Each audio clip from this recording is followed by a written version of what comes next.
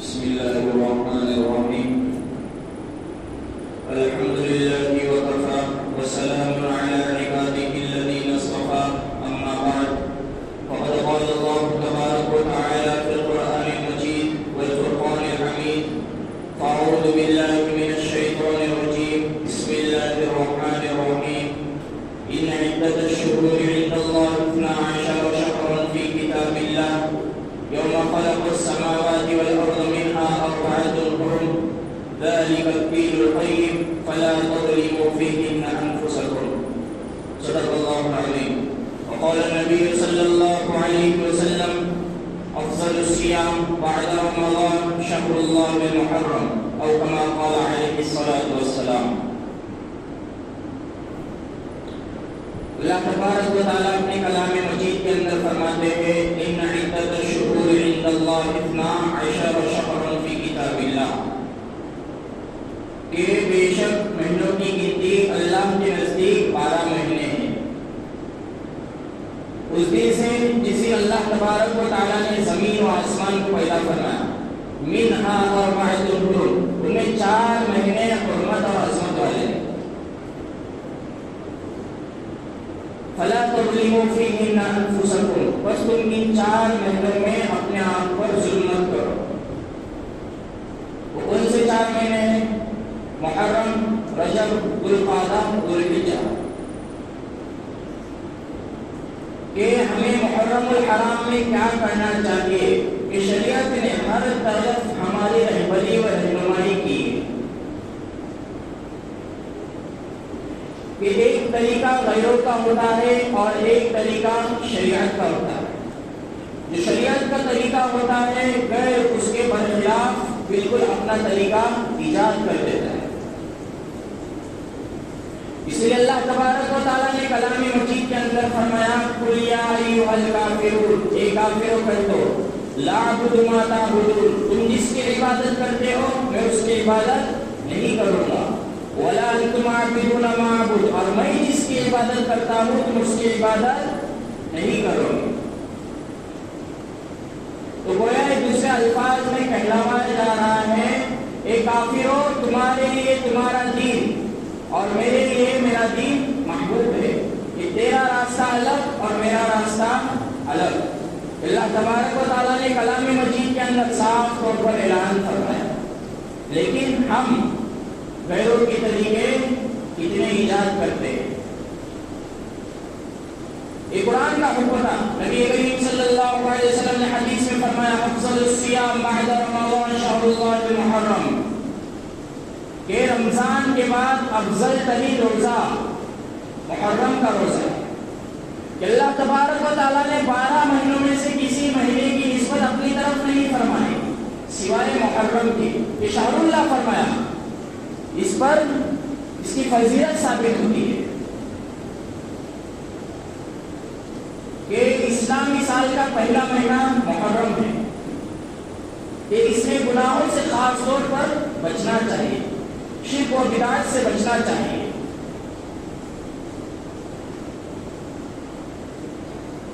کہ بعض لوگوں کی یہ غلط فہمی ہوتی ہے کہ یوم عاشورہ کا روزہ امام حسین رضی اللہ عنہ کی شہادت کی وجہ سے. ایسا نہیں ہے. کہ زمانے جاہلیت میں بھی روزہ رکھا جاتا تھا. یہ بنی اسرائیل شکرانہ کے طور پر اللہ تبارک و تعالیٰ نے حضرت موسیٰ علیہ السلام کو اسی 10 محرم کے دن فرعون سے نجات دلائی تھی. تو اسی شکرانہ کے طور پر عاشورہ کے دن وہ روزہ رکھتے تھے. تو اس وقت نبی کریم صلی اللہ علیہ وسلم سے پوچھا گیا عاشورہ کی فضیلت کیا ہے. آپ صلی اللہ علیہ وسلم نے فرمایا: مجھے اللہ کی ذات سے امید ہے کہ پچھلے 1 سال کے گناہوں کو معاف کرے گا. اور نبی کریم صلی اللہ علیہ وسلم نے فرمایا: اگر میں آئندہ سال زندہ رہا تو 9 اور 10 محرم کو روزہ رکھوں گا. یعنی غیروں کے ساتھ مشابہت نہ ہو. یعنی آپ صلی اللہ علیہ وسلم نے ہر جگہ پر ہماری رہنمائی و رہبری فرمائی. اگر کوئی 9 کو نہ رکھ سکتا ہو تو 10 رکھنا یہ اور 11 کا رکھے، تاکہ غیروں کے ساتھ مشابہت نہ ہو. تو دیکھیے اس مہینے میں خاص طور سے گناہوں سے بچنے کا اہتمام کرنے کے لیے کہا گیا، لیکن غیروں نے ڈھول تاشے اس کا اہتمام کیا، شربتوں کا اہتمام کیا۔ یہ کیا ہو رہا ہے؟ یہ بدعت و خرافات آج ہم ایجاد کر رہے ہیں کہ حضرت امام حسین رضی اللہ عنہ کو جو شہید کیا گیا، کون تھے حضرت امام حسین؟ لخت جگر۔ کہ آپ صلی اللہ علیہ وسلم نے فرمایا کہ میرا نواسا ہے۔ کیا تھا؟ ایک بول صرف کہنا تھا حضرت حسین کو کہ میں یزید کے ہاتھ پر بیعت کرتا ہوں، اتنا تو کہنا تھا، لیکن اپنے نانا کا دین مٹانا گوارا نہیں کیا۔ کربلا کا واقعہ ہمیں کیا پیغام دیتا ہے کہ امام حسین نے ظہر کی نماز ادا کی، 3.5 گھنٹے مسلسل اپنے ہاتھ میں تلوار لیے جنگ لڑ رہے ہیں، کتنے نیزے ان کے بدنوں پر لگے ہوئے، کتنا خون سے لطپت ہے۔ اثر کا وقت ہو گیا، انہوں نے کیا کہا؟ مجھے اثر کا نماز پڑھنے کے لیے موقع دیا جائے، اس کے بعد ہم پھر سے جنگ شروع کریں گے۔ وہ منظر کتنا بھیانک ہوگا جب حضرت امام حسین سجدے میں چلے گئے، اس وقت ان کی گردن کو شہید کیا کہ اس وقت بھی امام حسین نے پیغام دیا کہ نماز کو نہ چھوڑو، جھوٹ نہ بولو۔ یہ کربلا کا واقعہ ہمیں فلسفہ دے رہا ہے کہ یہی تو اصل ہے کہ نماز محبوب صلی اللہ علیہ وسلم کی آنکھوں کی ٹھنڈک ہے، لیکن آج ہم اس کو چھوڑ کر غیروں کے طریقے اختیار کرتے ہیں کہ ڈھول تاشے نہ جانے کتنے خرافات اس میں آتے ہیں۔ جب تمہارا باپ مر جائے تو اس وقت بجانا ڈھول، دیکھو کتنا مزہ آتا ہے۔ جس کی شہادت پر ڈھول بجاتے ہو نا، جب تمہارا باپ مر جائے تو اس وقت ڈھول بجانا، لوگ بہت اچھا کہیں گے۔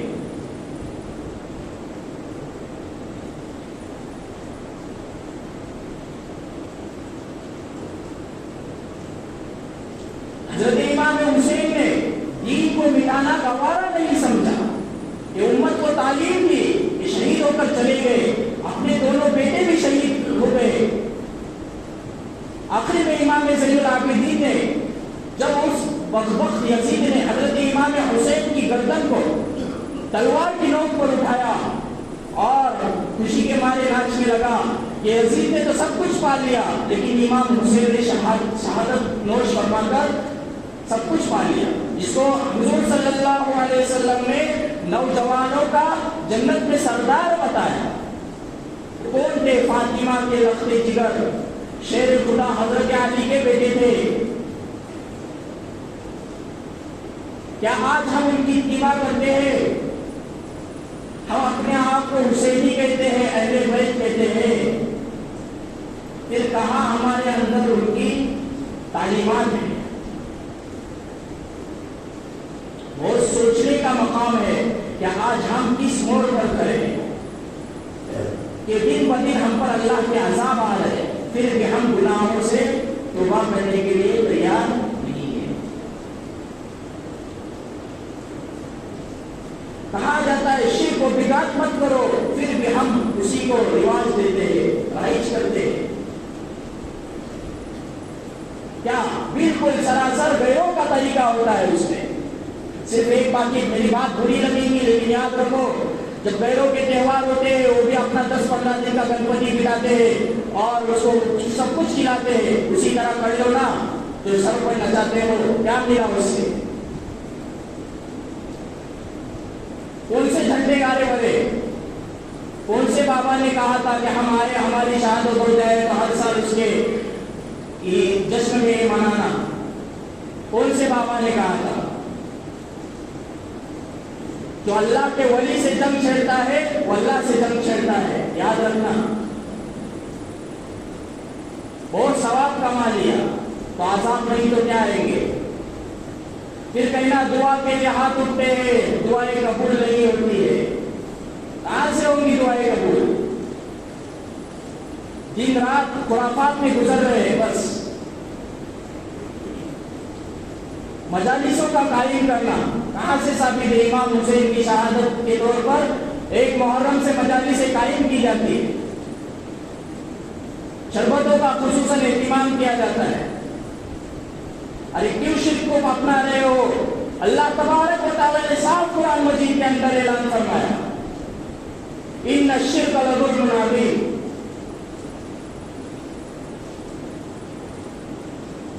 جس دن توبہ کا دروازہ بند ہو جائے گا اس دن توبہ کسی کی قبول نہیں ہوگی.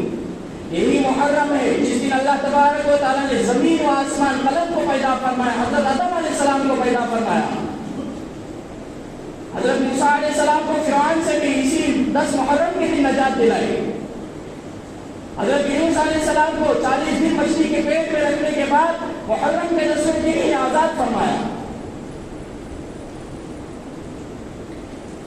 قیامت بھی اسی دن قائم ہوگی.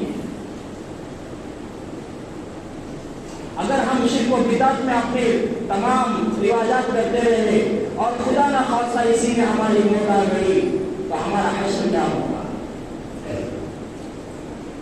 بہت سوچنے کا مقام ہے. ہمیں کل اللہ کو منہ دکھانا ہے. اگر اسی میں ہماری موت آ گئی تو سیدھا فیصلہ جہنم کا ہوگا.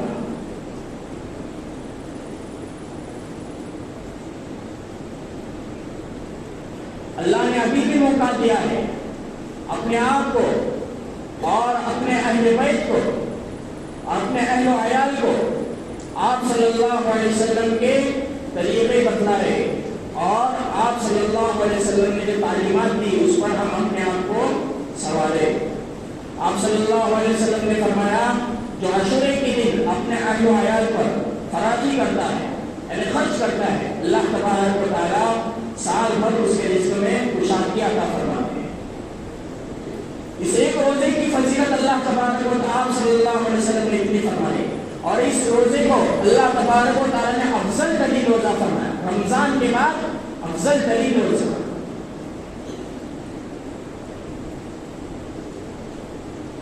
نہ جانے آئندہ سال کوئی رہے یا نہ رہے، موت کسی کا انتظار نہیں کرتی. جس کا وقت طے ہے وہ اس کے وقت پر آتے ہی رہتے. تو ہم ابھی بھی اپنے دل میں عہد کر لیں کہ اللہ تبارک و تعالیٰ سے اپنے گناہوں کی سچے دل سے معافی مانگے، توبہ کرے کہ اللہ غفور رحیم ہے، اللہ معاف کرنے والے ہیں. کربلا کا واقعہ تو بہت بار سنتے ہیں لیکن اس کا اصل پیغام کیا تھا؟ یہی حضرت امام حسین نے مرتے دم تک نماز کو نہیں چھوڑا، جھوٹ نہیں بولا، دین کو نہیں چھوڑا، لیکن ہم اس کے برخلاف کرتے ہیں. اللہ ہمیں صحیح سمجھنے کی توفیق عطا فرمائے اور آپ صلی اللہ علیہ وسلم کے بتائے